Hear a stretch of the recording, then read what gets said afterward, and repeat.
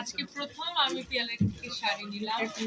নিজে এসে এত শাড়ির ভিড়ে পছন্দ করে একটা শাড়ি নেওয়া, এবং শাড়িটা আসলে আমি ঈদের অনুষ্ঠান টার্গেট করেই নিয়েছি। আর দর্শক দেখতে পাবে যেদিন পরবো। তো পিয়াল, আমি কিন্তু তোমার শাড়িটা পরে পহেলা বৈশাখে গান গাবো। আচ্ছা আচ্ছা, কংগ্রেচুলেশন। আচ্ছা, কেমন লাগলো যে এসে এখানে? হ্যাঁ, খুবই ভালো লেগেছে। আমি এমনিতেও ওকে, ওর কাজ, ওর যে ক্ষেত্রেই ও কাজ করুক না কেন, আমি কিন্তু সেগুলো খুব দেখি, এবং আমি সবসময় চেষ্টা করি যে যতটুকু পারি আমার যাদের কাজ ভালো লাগে, সে যে সেক্টরেরই হোক না কেন, আমি গানের মানুষ, ফ্যাশনের মানুষ, বাট আমি সবসময় চেষ্টা করি যে আমি যতটুকু বুঝি ওর জগৎটাকে, ওই অতটুক জ্ঞানের মধ্যে আমি তাকে উৎসাহ দেওয়ার, এবং আমার যতটুক সম্ভব তার পাশে থাকা, এবং তার সাথে একটু দুই কদম হলেও চলা, এটা আমার সবসময়। আপু একটা প্রশ্ন করতে আশা করতে পারি তো তাহলে এবার ঈদে আপনি আপনার পছন্দের শাড়িটা পেয়ে গিয়েছেন? আমি আমার পহেলা বৈশাখের শাড়ি পেয়ে গেছি। আমার ফেভারিট, কারণ মানে ঈদের পরেই তো পহেলা বৈশাখ, এবং পহেলা বৈশাখে আমি গানও করছি। এশিয়ান টিভিতে লাইভে আমি পিয়ালের গান গাচ্ছি। হ্যাঁ, পহেলা বৈশাখে। তার মানে চমক থাকছে।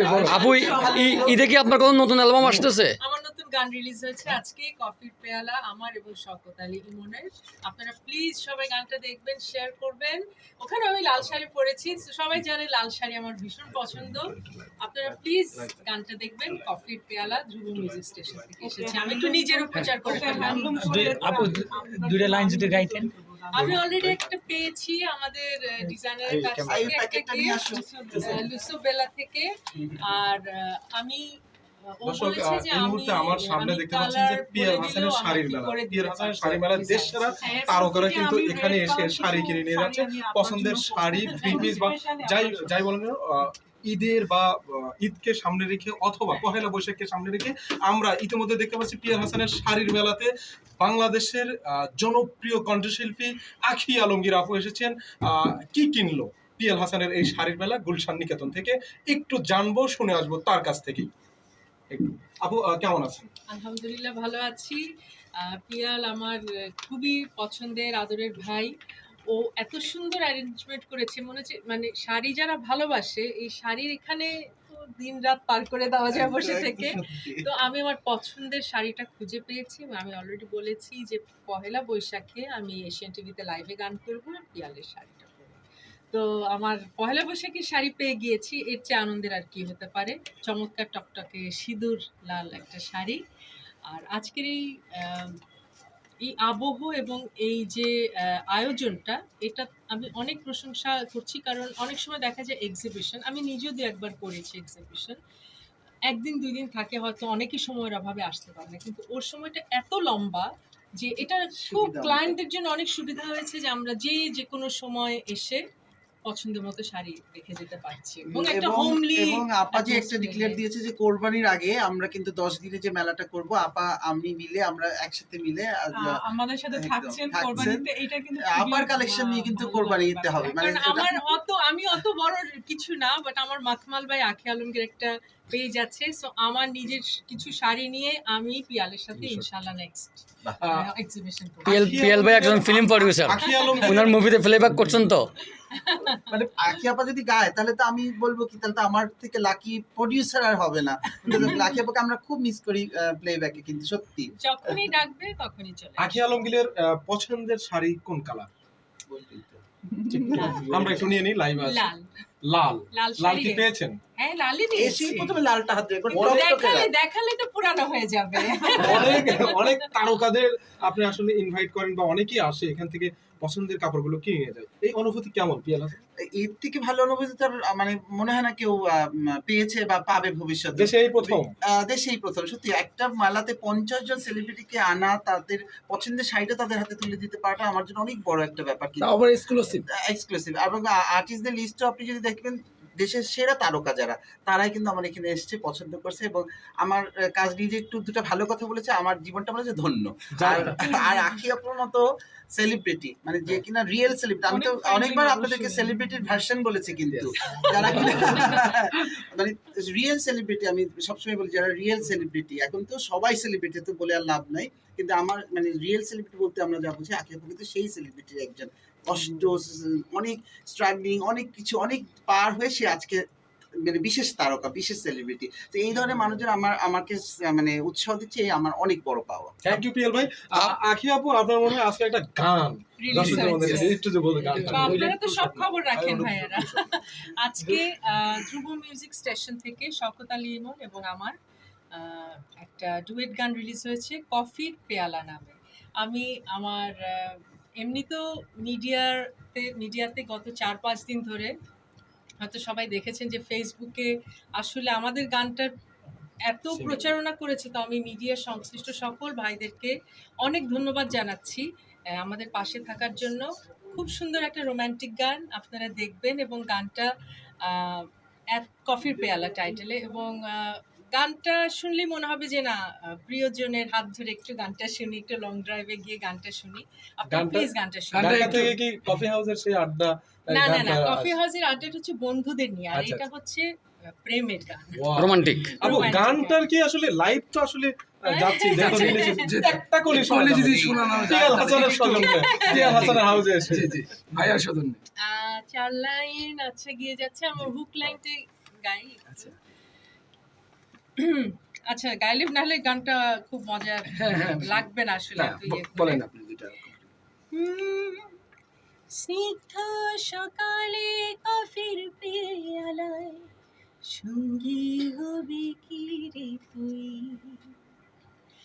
আনমনে বিকেলে পুকুর পাড়ে ধুলো হয়ে তোকে ছুঁই, বল না কেন রে এত করে তোকে শুধু আমি চাই, ও মন চায় বারে বারে তোরই সাথে যাবার, চল না রে তু পা বাড়াই, মনের তলিয়ার রং আছে যত তার, তোর নামে স্বপ্ন সাজাই। ওয়াও অসাধারণ। আপু আর একটা কোশ্চেন করতেছি, একটা মন ছুঁয়ে গেল গানটা। অনেক গানটি থেকে কি মেসেজ দিবেন দর্শকদেরকে, যেহেতু রিলিজ হচ্ছে হয়ে গেছে?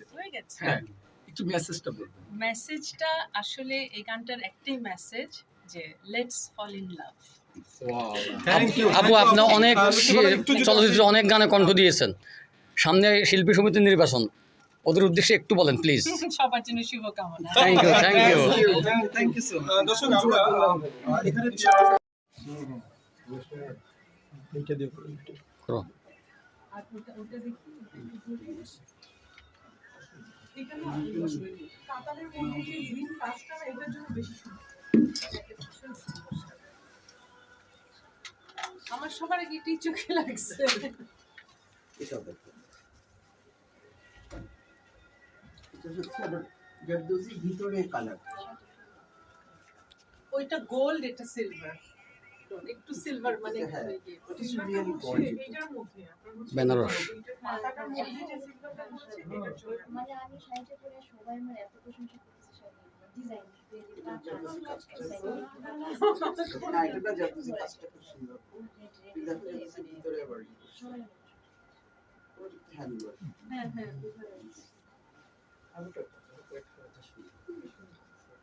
এই মিউজিক ভিডিওটা তো শুধু রেড। না একটা জায়গায় রেড। আমার মনে হচ্ছে আমি একটু কনফিউজ। আমরা এই সিলভারটা স্মার্ট, আমি এটা নিচ্ছি।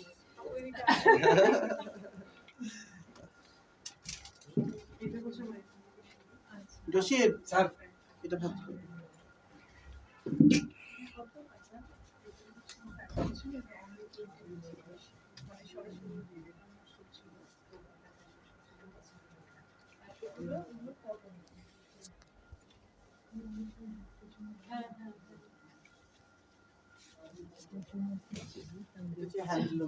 আপু তোমার সাথে ছেলেটা কোথায়? ওই ছেলেটা কোথায়? ওই যে কি ওগুলো ওটাও কি আপনার? ওই যে পেজ আছে না, আমি জানি না, একদিনই ওই দিনই মানে কথা আজকে দেখার কথা এখানে। ছিল অনলি 5000 বিকজ এটা স্টকে খুব কম ছিল। অরিজিনাল কিন্তু কাজ একটু দেখতে দিন অতটাই জানো পরে যেও না আবার। ভাগ করে যাবে ওর শাড়িটা এই দেখো, ওর শাড়িটার স্টাইলটা দেখো, এখান থেকে আবার বুঝছো মানে মানে শাড়ির ভিতরে গাউন করছে, বুঝছো? হ্যাঁ, মানে ও তো কিছু একটা করবেই। হ্যাঁ, শাড়ির মানে ভিতরে একটা গাউন। এটার জন্য হয়েছে যে মানে সবাই মানে এত প্রশংসা পাইছে আপু, এটা হচ্ছে আমাদের তরফ থেকে ওহো, আসো, আসো, ছবি তুলি। Thank you. আসো, এখানে এখানে আসো। এটা সুন্দর করে ছবি তুলুন। তুমি সেটা যাও। এই থাকে আসো আসো।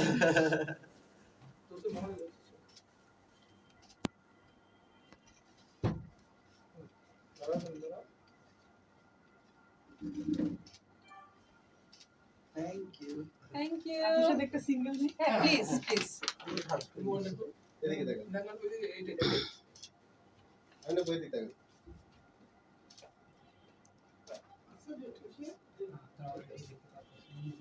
এরপরে আমরা তো এখানে হ্যাঁ নাম